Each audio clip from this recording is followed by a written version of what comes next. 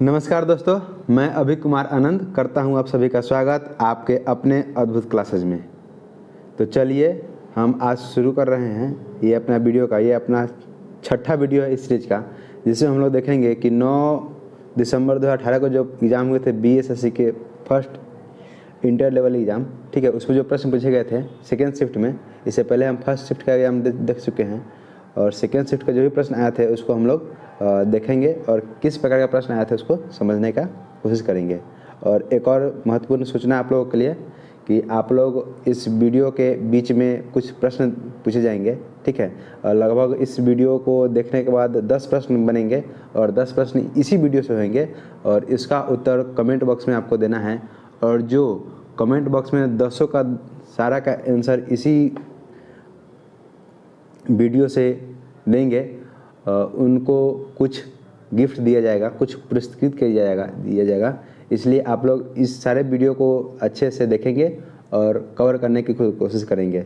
और साथ ही मैं आपको बता दूं कि इसमें हम डिटेल एनालिसिस करेंगे, इसलिए ये वीडियो लंबा हो सकता है। तो आप लोग धैर्य बनाकर लास्ट तक वीडियो देखेंगे और इसमें जो भी प्रश्न पूछेंगे उसका आंसर आप लोग कमेंट बॉक्स में देंगे। ये वीडियो का प्रश्न आपके बीच में भी डाले जा सकते हैं, ठीक है।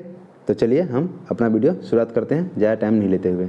तो चलिए देखिए आज का ये वीडियो तो है, इसमें जो पहला प्रश्न है ये पूछा गया है किस राज्य में मिधौला नदी बहती है, ठीक है। तो आप लोग बतलाइए मिधौला नदी किस राज्य में बहती है। आपके ऑप्शन है अरुणाचल प्रदेश, मध्य प्रदेश, गुजरात और असम। तो आपको जानकारी के लिए बता दें मिधौला नदी जो है वो गुजरात में बहती है, ठीक है। और मिधौला नदी के बारे में बात किया जाएगा तो मिधौला नदी पश्चिम भारत की एक प्रमुख नदी है जो गुजरात में बहती है। इसका उद्गम स्थल जो है दोसवारा सोनगढ़ गुजरात में है और लगभग 105 किलोमीटर ये दूरी तय करती है, ठीक है, और जाकर अरब सागर में मिल जाती है। तो इसमें हम लोग जो भी वीडियो होंगे उसको हम डिटेल एनालिसिस करेंगे, इसलिए वीडियो लंबा हो सकता है। तो इसलिए आप लोग धैर्य बनाकर रखें और शुरू से अंत तक देखें और सारे प्रश्नों का उत्तर आप लोग कमेंट बॉक्स में दीजिएगा, ठीक है। चलिए हम दूसरा प्रश्न देखते हैं। दूसरा प्रश्न है ये करंट अफेयर से रिलेटेड है। तो हम सभी जानते हैं करंट अफेयर के रिलेटेड क्वेश्चन हम लोग नहीं देखते हैं, लेकिन इसके बारे में कुछ जानना जरूरी है कि आखिर ये राज्य भाषा कीर्ति अवार्ड जो 2017 में दिया गया था ये होता क्या है। और इससे रिलेटेड प्रश्न आए थे तो आपके भी एग्जाम में ये प्रश्न आ सकते हैं कि राज्य भाषा कीर्ति अवार्ड 2023 के बारे में आ सकते हैं। ये क्या होते हैं और किस प्रकार के होते हैं, तो ये कौन जारी करता है, ये भी क्वेश्चन बहुत इंपॉर्टेंट हो सकते हैं। तो आप लोग जान लीजिए राज्य भाषा कीर्ति पुरस्कार जो है यह हिंदी के क्षेत्र में जाता है। जो हिंदी दिवस है, ठीक है, ये हिंदी दिवस के दिन ये दिया जाता है। और हिंदी दिवस कब मनाया जाता है इसका उत्तर आप लोग कमेंट बॉक्स में दीजिए, ठीक है। और इसके तहत लगभग 39, ठीक है, इसके तहत 39 पुरस्कार दिए जाते हैं। और इसको देने वाले कौन होते हैं, ये देते हैं जवाहरलाल नेहरू मंत्रालय के द्वारा यह दिया जाता है। कब दिया जाता है, तो हिंदी दिवस के दिन दिया जाता है। तो इस बार का जो प्रश्न हो सकते हैं कि राज्य भाषा कीर्ति अवार्ड 2023 किसे दिया गया है, तो इस संबंध में ये क्वेश्चन बहुत इंपॉर्टेंट हो सकता है, ठीक है। अगला प्रश्न हमारा अग्नेय चट्टान का उदाहरण है। अग्नेय मतलब होता है इग्नियस चट्टान की बात की जा रही है। तो इग्नियस चट्टान क्या होती है, तो ये देखिए ये ताप के कारण जो पिघले हुए पदार्थ के जमने से बनी चट्टानों को अग्नि चट्टान कहते हैं, ठीक है। जो ताप होता है उसके जो पिघलने के कारण जो चट्टान बनता है उसे हम लोग अग्नि चट्टान कहते हैं। ये होता है ये कठोर, सघन और संगठित होते हैं। इसका एग्जाम्पल आ जाएगा, एक आएगा ग्रेनाइट, क्वार्टजाइट, इसका उत्तर क्या क्वार्टजाइट होगा, ठीक है। ग्रेनाइट, क्वार्टजाइट, रायलोलाइट, ऑक्सीडियन और झावा। तो आप जो भी प्रश्न हम बोल रहे हैं आप ध्यान रखेंगे, इससे रिलेटेड आपको प्रश्न पूछे जाएंगे और उसका ऑप्शन नहीं होगा, ठीक है, और उसका उत्तर आपको देना है। आप लोग ध्यान रखेंगे, प्रश्न बन सकते हैं हम जो बोल रहे हैं उस बातों पर। अगला प्रश्न हमारा लाल ग्रह किसे कहते हैं। लाल ग्रह सभी जानते हैं, लाल ग्रह किसे कहते हैं, तो वो होगा मार्स यानी मंगल को हम लोग लाल ग्रह कहते हैं, ठीक है। ये सूर्य मंडल का जो है चौथा है, सूर्य से इसका दूरी क्या स्थान पर पड़ता है, तो ये चौथा स्थान में पड़ता है। और इसके बारे में हम और जानते हैं कि इसका जो सतह है ये पृथ्वी के धरातल वाला ही सतह है और इसका वातावरण क्या है, विरल है। और इसमें जो पर्वत है, सबसे ऊंचा पर्वत कौन सा है? तो सबसे ऊंचा पर्वत मंगल पे ही है। उसका नाम क्या है? तो उसका नाम है ओलंपस पर्वत। ठीक है, ओलंपस, ओलंपस मोन्स जो है, ठीक है, ओलंपस मोन्स। चलिए अगला प्रश्न हम आगे बढ़ते हैं। प्रधानमंत्री की नियुक्ति का प्रावधान संविधान के किस अनुच्छेद के अंतर्गत किया गया है? अब लोग बतलाइए, प्रधानमंत्री का नियुक्ति किस अनुच्छेद के अंदर होगा? तो वह अनुच्छेद 75। ठीक है, अनुच्छेद 75 के अनुसार राष्ट्रपति सर्वप्रथम मंत्रिपरिषद के प्रधान के रूप में प्रधानमंत्री को नियुक्त करता है। पुनः प्रधानमंत्री अपने दल के अन्य प्रतिभा संपन्न नेताओं को राष्ट्रपति के माध्यम से मंत्रियों के पद के रूप में नियुक्त करते हैं। नियुक्ति मंत्री राष्ट्रपति के प्रसाद प्रयत्न अपने पद धारण करते हैं। ठीक है, आप लोग ध्यान रखेंगे कि प्रधानमंत्री की नियुक्ति कौन करते हैं? तो वह राष्ट्रपति करते हैं। किस अनुच्छेद के अनुसार? तो अनुच्छेद 75 के अनुसार। और किस रूप में करते हैं? तो वो प्रधान नेता, ठीक है, मंत्रिपरिषद के प्रधान के रूप में नियुक्त करते हैं। अगला प्रश्न हमारा, भारत में अवशिष्ट शक्तियाँ किसमें निहित हैं? अवशिष्ट शक्ति की बात की जा रही है। तो अवशिष्ट शक्ति क्या होता है? तो अवशिष्ट शक्ति जो भी नया कोई, जैसे कोई नया कोई विषय आएगा तो कहाँ डाला जाएगा? नया विषय अगर आएगा तो कहाँ डाला जाएगा? तो वो डाला जाएगा अवशिष्ट शक्ति में। ठीक है, नया विषय को अवशिष्ट शक्ति, और इसका किसके अंदर होगा? तो यह होगा केंद्र सरकार के अंदर। इसका उत्तर ए हो जाएगा। अवशिष्ट शक्तियाँ केंद्र सरकार के अंदर होती हैं। और समवर्ती सूची दोनों के अंतर्गत होगा। और संघ सूची केंद्र सरकार, राज्य सूची राज्य के अंतर्गत। ठीक है, चलिए आगे बढ़ते हैं। बिहार में जिलों की संख्या कितनी है? तो बिहार में कितने जिला है? तो बिहार में 38 जिला हैं। बिहार में जिलों की संख्या 38 है। प्रमंडल कितने हैं? तो प्रमंडल 9 हैं। ठीक है, और 38 जिले और 101 अनुमंडल है। ठीक है, और प्रमंडल 9, 101 अनुमंडल और 534 प्रखंड है। आप लोग ध्यान रखेंगे, 534 क्या है? प्रखंड है। इसी के साथ 8471 पंचायत है और लगभग 45,103 गांव हैं। ठीक है, आप लोग इसको ध्यान रखेंगे कि गांव, प्रमंडल, प्रखंड कितने हैं उसकी बिहार में। अगला प्रश्न हमारा, अंतर्राष्ट्रीय मुद्रा कोष का मुख्यालय कहाँ है? ठीक है, आप सभी लोग जानते हैं अंतर्राष्ट्रीय मुद्रा कोष का मुख्यालय कहाँ पे है? तो यह है वाशिंगटन डीसी। ठीक है, इसका उत्तर हो जाएगा वाशिंगटन डीसी। अब जानते हैं कि अंतर्राष्ट्रीय मुद्रा कोष क्या है, तो इसके बारे में, तो 27 दिसंबर 1945 को 29 देशों के समझौते के हस्ताक्षर करने के बाद, कितना देश हस्ताक्षर किए थे? तो 29 देश हस्ताक्षर करने के बाद अंतर्राष्ट्रीय मुद्रा कोष IMF का निर्माण किया गया था। आप लोग ध्यान रखिए। और इसका मुख्यालय कहाँ पे है? तो वाशिंगटन डीसी में है। और इसका जो मुद्रा है, आप लोग ध्यान रखेंगे, मुद्रा, IMF का मुद्रा क्या है? तो वह है SDR। ठीक है, कितना मुद्रा है? SDR। और SDR में क्या क्या शामिल है? तो SDR में आपको शामिल है, एक मिनट, हाँ, SDR में आपको शामिल हो जाएंगे यूरो, पाउंड, येन और एक और हो जाएगा डॉलर। ठीक है, आप लोग ध्यान रखेंगे SDR में कौन कौन मुद्रा है? तो यूरो, पाउंड, येन और डॉलर। ठीक है, ये सब SDR में शामिल होते हैं। ये किसका है? तो अंतर्राष्ट्रीय मुद्रा कोष का ये सब मुद्रा है। अगला प्रश्न हमारा, डॉलेक्स 100 बॉम्बे स्टॉक एक्सचेंज के द्वारा कब शुरू किया गया है? तो आप लोग ध्यान रखेंगे, डॉलेक्स 100 है, ये कब शुरू किया गया है? तो ये 22 मई 2006 को शुरू किया गया है। किसके द्वारा? तो बॉम्बे स्टॉक एक्सचेंज के द्वारा शुरू किया गया है।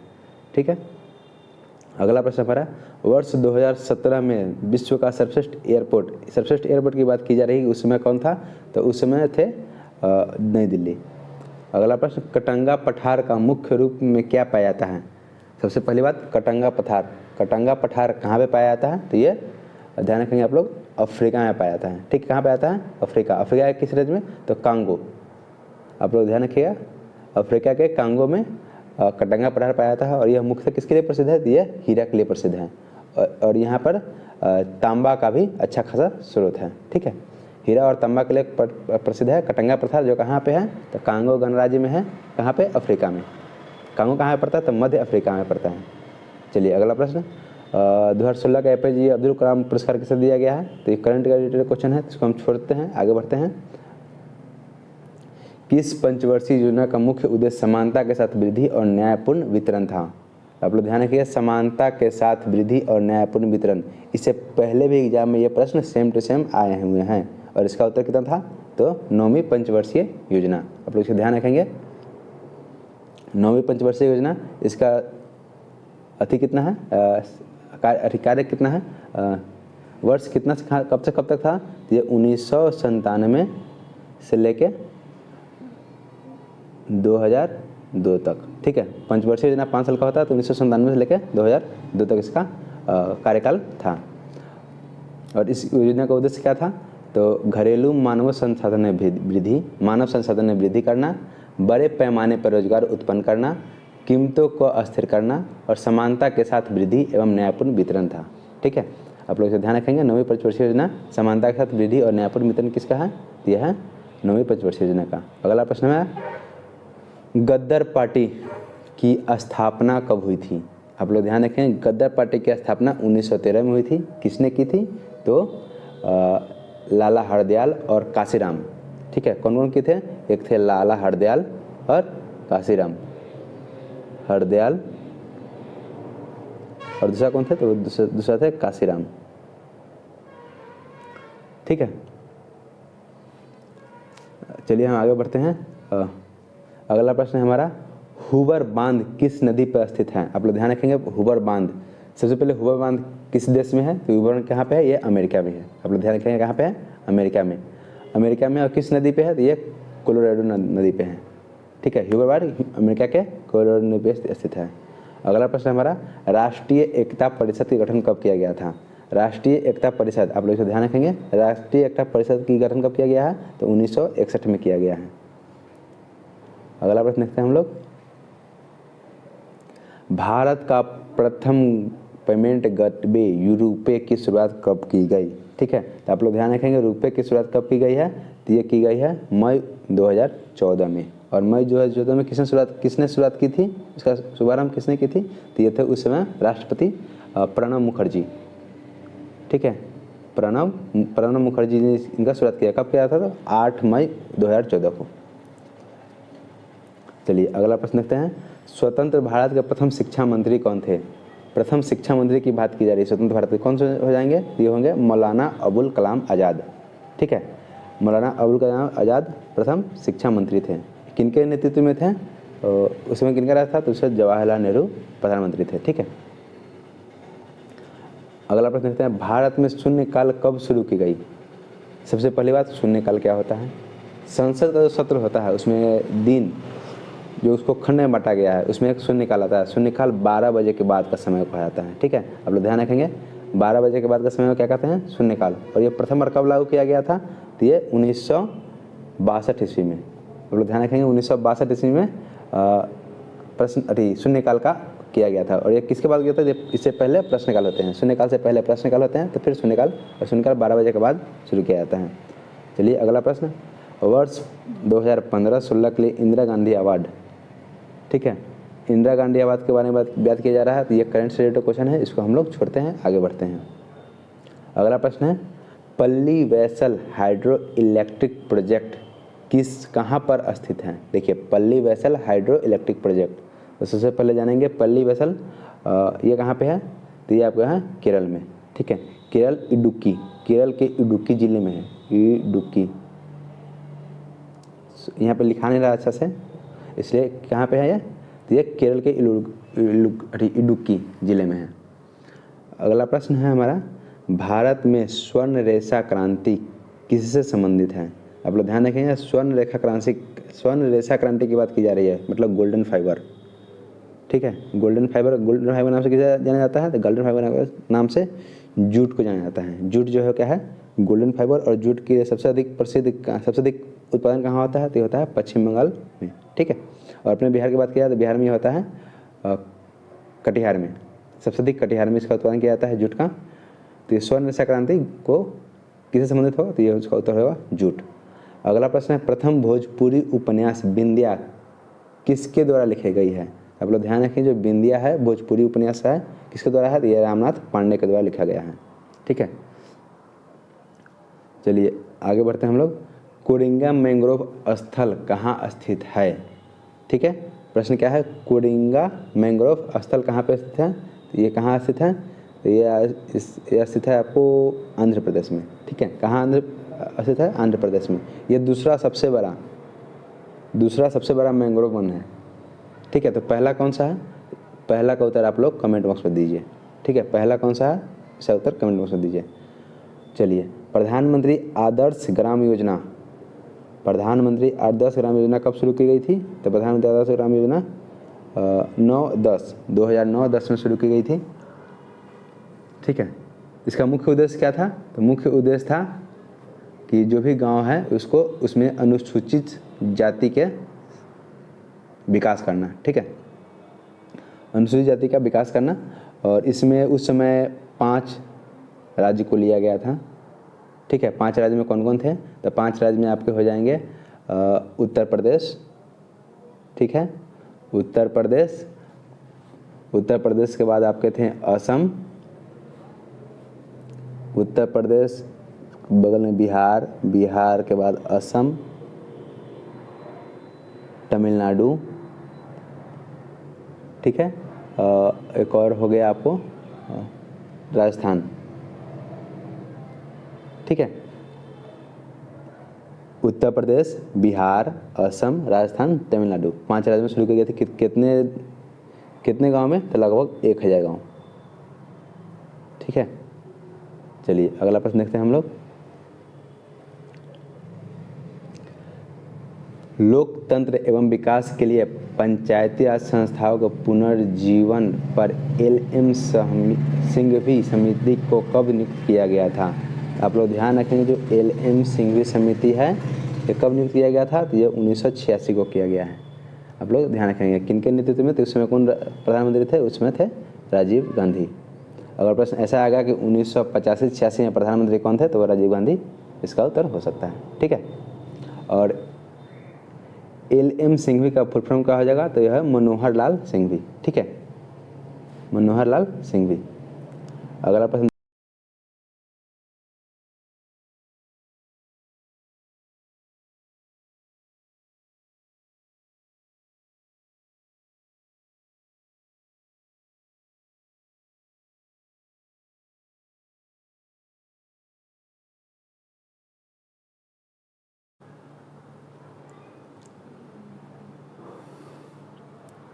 हमारा अगला प्रश्न है, भारतीय संविधान के किस अनुच्छेद में चुनाव आयोग, आप लोग ध्यान रखिएगा, चुनाव आयोग की बात की जा रही है। तो चुनाव आयोग का प्रावधान किस अनुच्छेद में है? तो ये है 324 में। ठीक है, भारतीय संविधान के अनुच्छेद 324 में निर्वाचन आयोग का प्रावधान किया गया है। निर्वाचन आयोग या चुनाव आयोग दोनों एक ही हैं, जो भारत के स्वतंत्र एवं निष्पक्ष तरीके से चुनाव संपन्न कराने वाली संस्था है।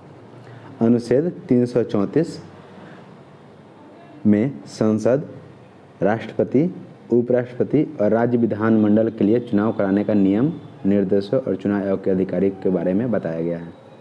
ठीक है, आप लोग ध्यान रखेंगे किन्हीं के बारे में बताया गया था? संसद, राष्ट्रपति, उपराष्ट्रपति, राज्य विधानमंडल के चुनाव के बारे में किस में बताया गया है? तो अनुच्छेद 324 में। अगला प्रश्न देखते हैं हम लोग। नूबियन, आप लोग ध्यान रखिएगा क्या है? नूबियन मरुस्थल कहाँ है? ठीक है, आप नूबियन की बात की जाए तो नूबियन कहाँ पे है? तो नूबियन सूडान में है। ठीक है, कहाँ पे है? Nubian Sudan. नूबियन जो है नील नदी, सूडान में जो नील नदी बहती है, ठीक है, नील नदी और जो लाल सागर है इसके बीच की जो मरुस्थल है उसको बोलते हैं सूडान। ठीक है, उसे क्या बोल रहे हैं? उसको बोलते हैं नूबियन मरुस्थल। ठीक है, अगला प्रश्न देखते हैं। The ministry of utmost happiness, the ministry of utmost happiness किनके द्वारा लिखी गई है? तो यह है अरुंधति रॉय। ठीक है, आप लोग ध्यान रखेंगे कौन लिखे हैं? अरुंधति रॉय। अगला प्रश्न है हमारा, भारतीय स्वतंत्रता संघर्ष के समय कांग्रेस का शैशव काल की बात की जा रही है। ठीक है, क्या है ये? शैशव काल किस अवधि को कहा जाता है? आप लोग ध्यान रखेंगे, जो शैशव काल है ये 1885 से लेकर 1905 ईस्वी तक कहा गया है कांग्रेस का शैशव काल। ठीक है, इसके बारे में विशेष जानते हैं। भारतीय राष्ट्रीय कांग्रेस की स्थापना 28 दिसंबर, ठीक है, 28 दिसंबर 1885 ईस्वी को की गई है। 1885 ईस्वी को एओ ह्यूम, ठीक है, एओ ह्यूम के नेतृत्व में किया गया था। ठीक है, कहाँ पे? तो बम्बई में किया गया है। अब ध्यान रखेंगे, बम्बई में एओ ह्यूम के नेतृत्व में किया गया था। और 1885 से लेकर 1905, 1885 से लेकर 1905 के बीच को क्या कहते हैं? शैशव काल कहते हैं। और इसके साथ अगला प्रश्न देखते हैं हम लोग, राष्ट्रीय ग्रामीण विकास मिशन कब शुरू हुआ? आप लोग ध्यान रखेंगे, राष्ट्रीय विकास ग्रामीण स्वास्थ्य मिशन के बारे में बात की जा रही है। तो राष्ट्रीय ग्रामीण स्वास्थ्य मिशन ग्रामीण भारत के स्वास्थ्य सुधार के लिए चलाया गया स्वास्थ्य कार्यक्रम है। यह योजना 12 अप्रैल 2005, ठीक है, कब से शुरू किया गया? 12 अप्रैल। आप लोग ध्यान रखेंगे कि 12 अप्रैल 2005, 12 अप्रैल 2005 को शुरू की गई थी। यह योजना किसके द्वारा चलाई जा रही है? तो यह है स्वास्थ्य मंत्रालय, स्वास्थ्य मंत्रालय के द्वारा यह योजना चलाई जा रही है। तो आप लोग इसको ध्यान रखेंगे, ठीक है। कब उत्तर क्या हो जाएगा? तो इसका उत्तर हो जाएगा अप्रैल 2005। अगर अपन देखते हैं, इंडस्ट्रियल साइंटिफिक इंडिया, प्रश्न देखिए, इंडस्ट्रियल साइंटिफिक इंडिया प्राथमिक लिमिटेड का मुख्यालय कहाँ पर स्थित है? तो इसका मुख्यालय जो है वो नवी मुंबई में है, ठीक है। कहाँ पे इसका मुख्यालय है? तो वह है नवी मुंबई में। अगला प्रश्न देखते हैं हम लोग, किस संवैधानिक संशोधन द्वारा वर्ष 2026 तक लोकसभा के सीटों के पुनर्निर्माण पर प्रतिबंध लगा दिया गया है? ठीक है, कौन सा है? लोकसभा के सीटों के पुनर्निर्माण पर प्रतिबंध लगाया गया है। कौन सा है? तो यह है 84वां संशोधन 2001, ठीक है। 84वां संशोधन जो हुआ था 2001 में, इसके द्वारा 2026 तक लोकसभा में का जो सीट है उसको नहीं घटाया जा सकता है। अगला प्रश्न देखते हैं हम लोग, जालियांवाला बाग हत्याकांड का घटना कब घटी? तो सभी लोग जानते हैं कि वो कब घटी है। तो वो घटी है 13 अप्रैल 1919 को। इसका उत्तर गलत दिया हुआ है, तो इसका उत्तर 13 अप्रैल होता है। ये प्रश्न गलत है, ठीक है। इसका उत्तर क्या होता है? 13 अप्रैल। अगला प्रश्न देखते हैं हम लोग, समाज में धन के वितरण का असमानता को कम करने के लिए कौन सा कर सहायक होता है?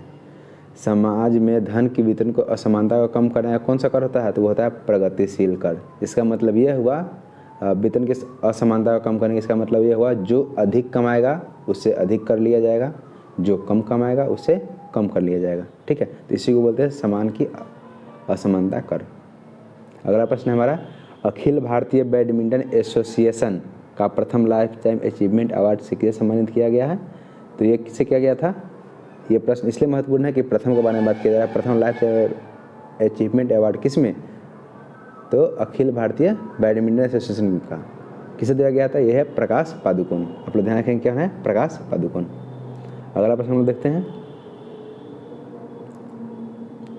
प्रश्न देखिए, इनमें से कौन सी कंपनी नवरत्न कंपनी में शामिल है? नवरत्न की बात की जा रही है, तो नवरत्न कौन है? तो इसमें देखिए ONGC, ये ONGC लिखा हुआ है, ये NTPC लिखा हुआ है, और ये लिखा है SAIL, SAIL, ठीक है। तो इसमें कौन सा कंपनी नवरत्न है? तो ये सभी जानते हैं, ये MTNL, ठीक है, ये MTNL है।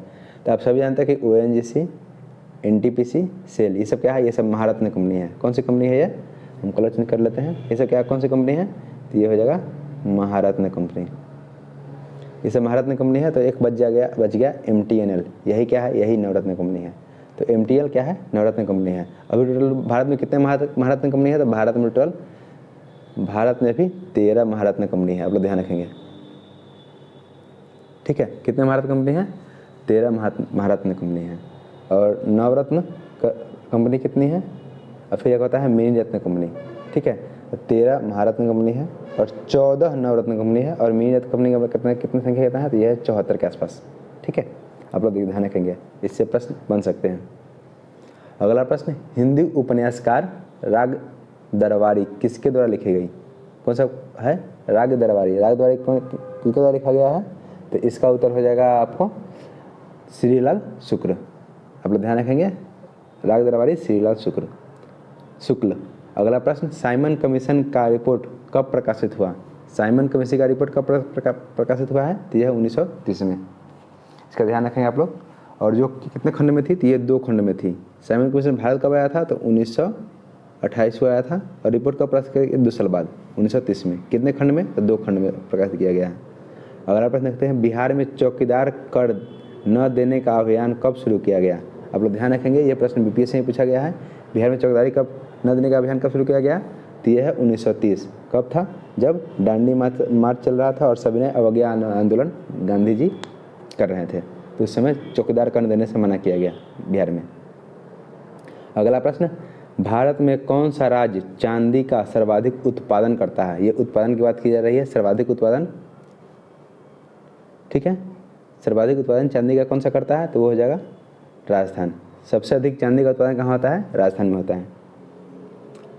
अगला प्रश्न है, बिहार में भारत छोड़ो आंदोलन के दौरान सचिवालय गोलीबारी की घटना कब हुई थी?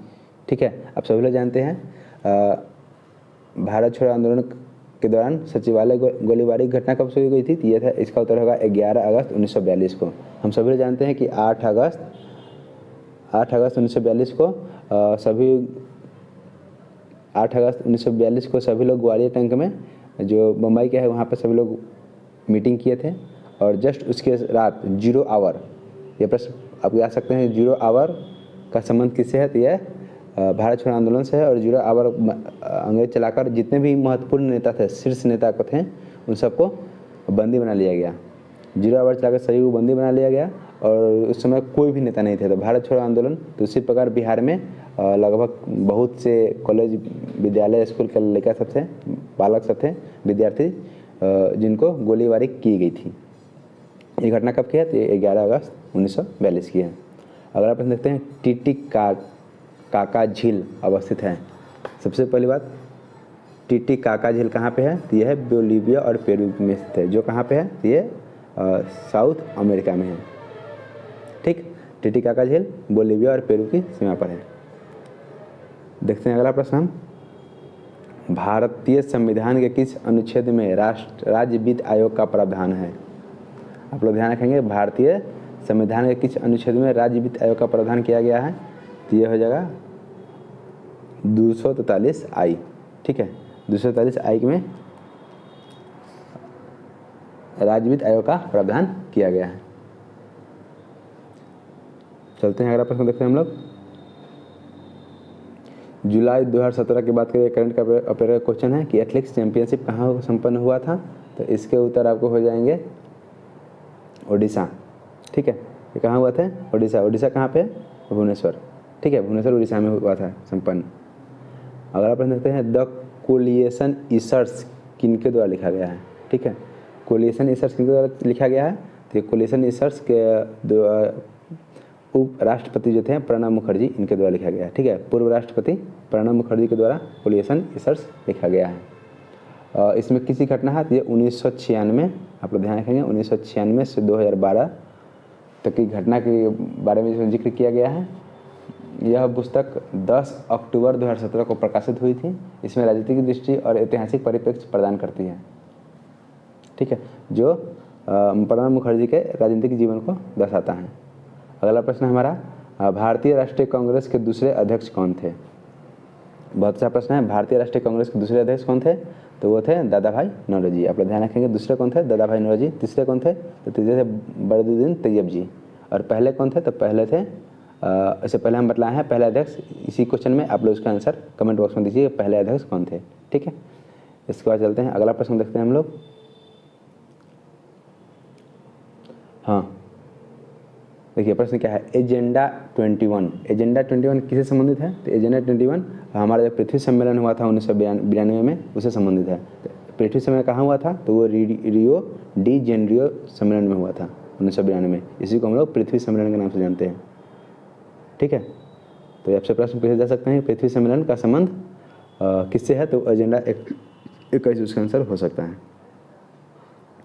चलिए अगला प्रश्न हमारा, पुरुष एकल फ्रेंच ओपन टेनिस 2017 का पुरस्कार किसने जीता? ठीक है, तो ये प्रश्न है उस समय का। तो अब इसका उत्तर हम लोग छोड़ते हैं इसको, आगे बढ़ते हैं। करंट में देखेंगे हम लोग इसमें बिहार का प्रसिद्ध मंदागिरी मंदिर कहाँ अवस्थित है। ठीक है, बिहार का प्रसिद्ध जो है मंदागिरी मंदिर कहाँ पे अवस्थित है, तो सभी जानते हैं बांका में है। ठीक, कहाँ पे है मंदागिरी, बांका में है। ये किसका मंदिर है, तो ये जैन धर्म का है। ठीक है, जैन धर्म का मंदिर है मंदागिरी पर मंदिर, और कहाँ पे है, बांका में है। और ये जैन धर्म के ही अंदर एक श्वेतांबर और दिगंबर, तो ये दिगंबर का है। ठीक है, इनका ये दिगंबर का मंदिर है। अगला प्रश्न हमारा, कौन सा एक व्यवसायी संगठन है। इसमें व्यवसायी संगठन मतलब जो व्यापार करता हो, कौन सा होगा, मेडिकल पूछ रहा है तो मेडिकल तो नहीं होगा। अगला है Indian federation of working journalist, हाँ ये हो सकता है। अगला प्रश्न, बार काउंसिल ऑफ इंडिया, ये बैंकिंग सुधार से है, ये भी नहीं होगा। और एसोचैम, हाँ ये हो सकता है। ठीक है, एसोचैम का प्रूफ क्या होता है, association chambers of commerce and industry. इसका हम लिख देते हैं अच्छा से। चलिए, एसोचैम, ASSOCHAM, ठीक है, ये एसोचैम, इसका फॉर्मूला क्या हो गया, द एसोसिएटेड चैम्बर्स, एसोसिएट मतलब associated chambers of commerce and industry. ठीक है, एसोचैम।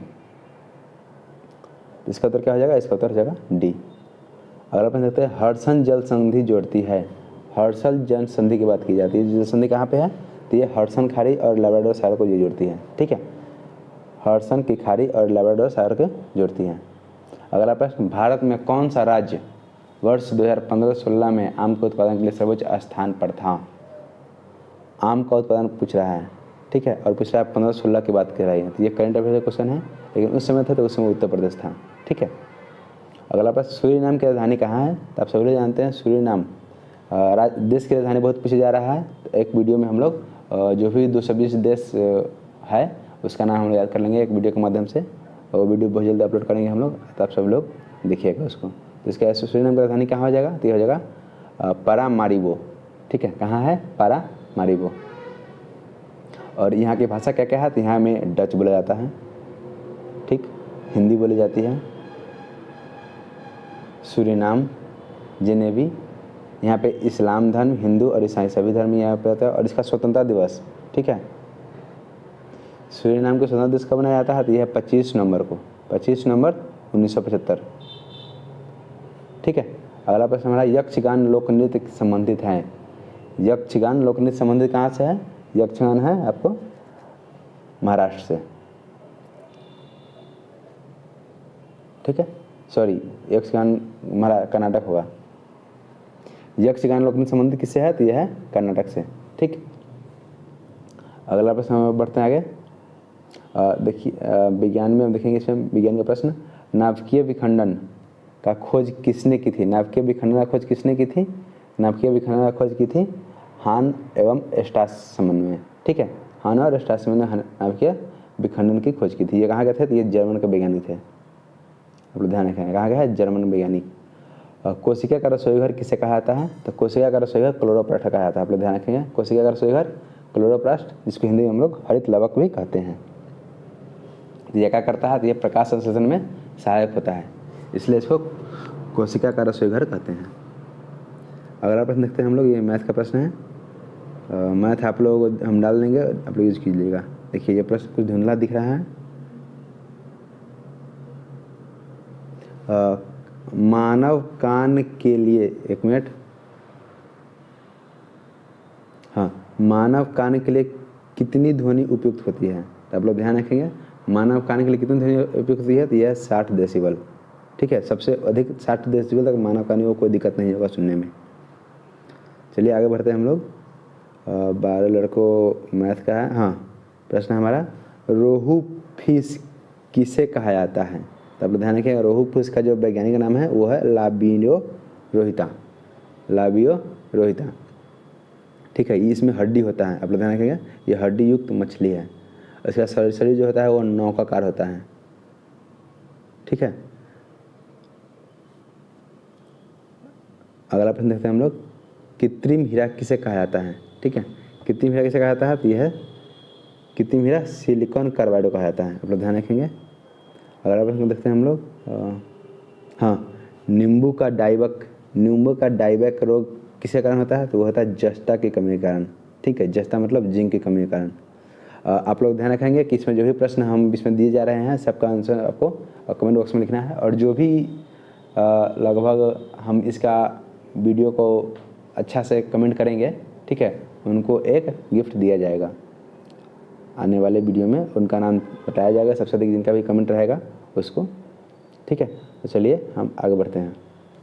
आप लोग इसका प्रश्न का उत्तर देंगे। हाँ, चलिए। जल सहसंयोजक की ज्यामितीय आकृति क्या है?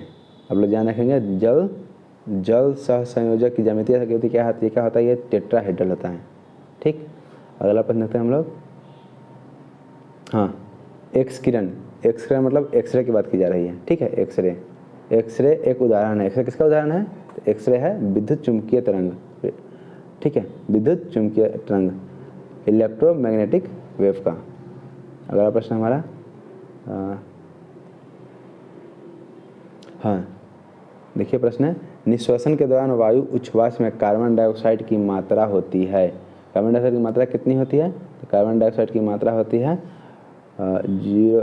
0.04%। ठीक है, हम जो सांस बाहर छोड़ते हैं उसमें कार्बन डाइऑक्साइड की मात्रा कितना होता है? 0.04%।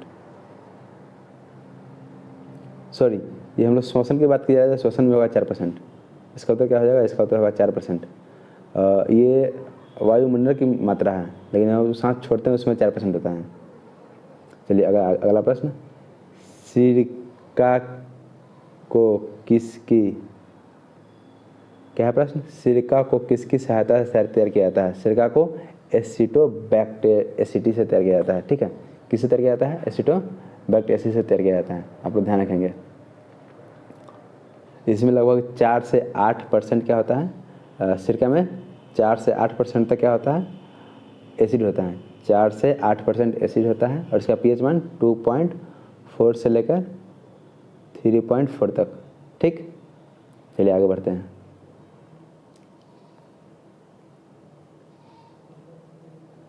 हाँ, किस तरंग का उपयोग रक्त विहीन सर्जिकल, देखिए रक्त विहीन सर्जिकल ऑपरेशन के लिए उपयोग करते हैं? तो वो होता है इंफ्रासोनिक तरंग का। आप लोग ध्यान रखेंगे, इंफ्रासोनिक का उपयोग हम लोग करते हैं रक्त विहीन सर्जिकल ऑपरेशन के लिए। अगला प्रश्न है, किसे विज्ञान का महाद्वीप, विज्ञान का महाद्वीप का क्या तात्पर्य है? मतलब जहाँ पे वैज्ञानिक अनुच्छेद किए जाते हैं अधिक मात्रा में, तो वो क्या होता है? वो उसे अंटार्कटिका में सबसे अधिक वैज्ञानिक अनुच्छेद किए जाते हैं, इसलिए इसको विज्ञान का महाद्वीप कहा जाता है। अगला प्रश्न, सोलर कुकर में किसका प्रयोग किया जाता है? सोलर कुकर की बात की जा रहा है। सोलर कुकर में आप ध्यान रखेंगे, सोलर अवतल दर्पण का प्रयोग किया जाता है। ठीक है, सोलर कुकर में अवतल दर्पण क्या करता है? तो सारे जो भी किरण आ रहे हैं सबको एक पॉइंट में बनाता है, और यहाँ भोजन रखा रहता है। ठीक है, और ये भोजन को पकाने में काम करता है। तो कौन हो जाएगा? अवतल दर्पण, इसलिए इसको अपसारी, ठीक है, अवतल दर्पण को अपसारी दर्पण भी कहते हैं। आप लोग ध्यान रखेंगे इसको। अगला प्रश्न, ऑयल गैस एक मिश्रण है। ऑयल गैस किसका मिश्रण है? तो यह संतृप्त और असंतृप्त हाइड्रोकार्बन का। इसका उत्तर बी होगा।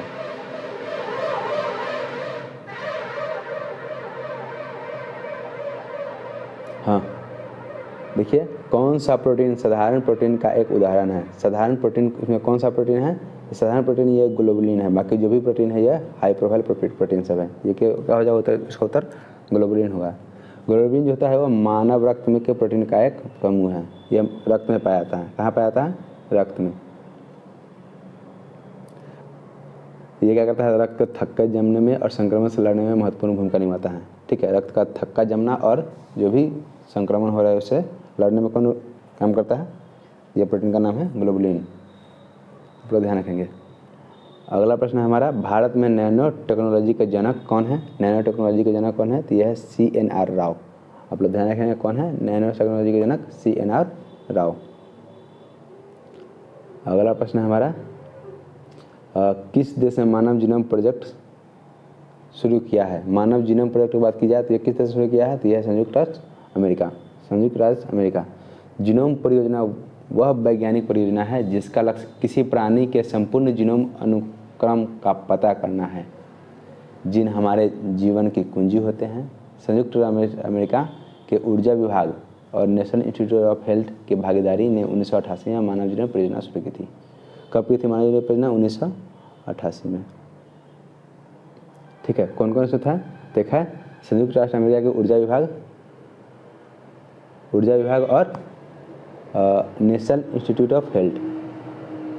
आगे बढ़ते हैं हम लोग, मैथ का प्रश्न है, इसको हम लोग छोड़ देंगे। हाँ, गन मेटल सम्मिश्रण है, आप लोग ध्यान देंगे। गन मेटल किसका है, तो गन मेटल का है तांबा, टीन, जिंक और शीशा, ठीक है, जिसमें तांबा का मात्रा कितना होता है, तो तांबा का मात्रा सबसे अधिक होता है। तो आप लोग ध्यान देंगे तांबा का मात्रा कितना होता है, ये होता है 86%। टीन की बात की जाए तो टीन होता है 9.5%।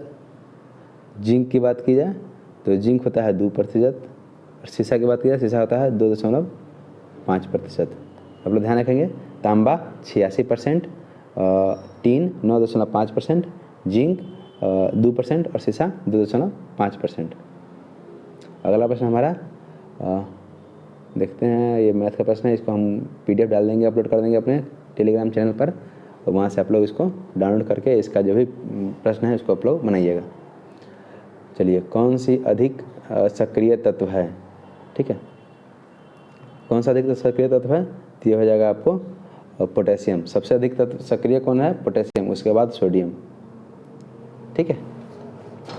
तो फर्स्ट में पोटेशियम आएगा, सेकंड में सोडियम आएगा। इस सबको क्या, इस सबको तिल में रखा जाता है, इस सबको तिल में रखा जाता है, खुले वातावरण में नहीं छोड़ सकते। अगला प्रश्न हमारा,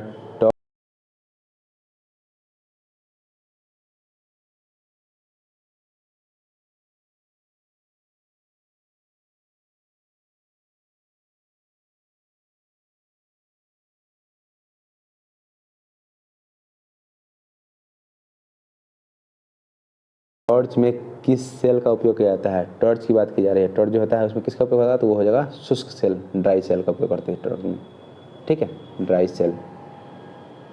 चलिए, अगला प्रश्न हमारा, साइट्रस तेल निकाला जाता है, साइट्रस से किसे निकाला जाता है, तो ये है देवदार से। अब लोग ध्यान देंगे, साइट्रस तेल देवदार से निकाला जाता है। अगला प्रश्न हमारा है, सॉफ्ट ग्लास किसे कहते हैं, सॉफ्ट ग्लास किसे कहते हैं, तो वो होता है soda lime. Soda lime glass को ही हम लोग सॉफ्ट ग्लास कहते हैं। आप लोग ध्यान रखेंगे। अगला प्रश्न है हमारा,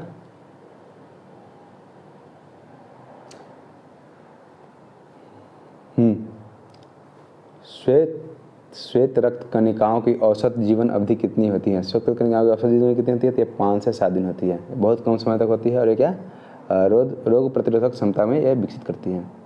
अगला प्रश्न हमारा है, अच्छी गुणवत्ता का फ्यूज बना होता है, एक फ्यूज जो बना होता है किससे बना होता है,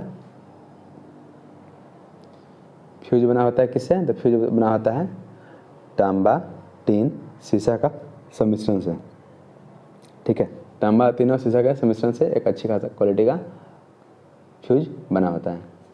चलिए, अब हमारा यहाँ पे प्रश्न, ये जो भी साइंस और जीके का प्रश्न ये सारे समाप्त हो गए हैं, और इसके बाद आप लोग जो भी मैथ और रीजनिंग का प्रश्न है उसे इसको डाउनलोड करके इसका उत्तर दिया गया है, उसे आप लोग बनाएंगे और इसका उत्तर मिलन करेंगे, ठीक है। चलिए, धन्यवाद। और इसमें जो भी प्रश्न दिए गए हैं बीच बीच में, उसको आप लोग कमेंट बॉक्स में लिखिए, और जिनका उत्तर सबसे सटीक होगा और अच्छा होगा उसे एक प्राइज़, एक अच्छा सा गिफ्ट दिया जाएगा, ठीक है। चलिए, धन्यवाद।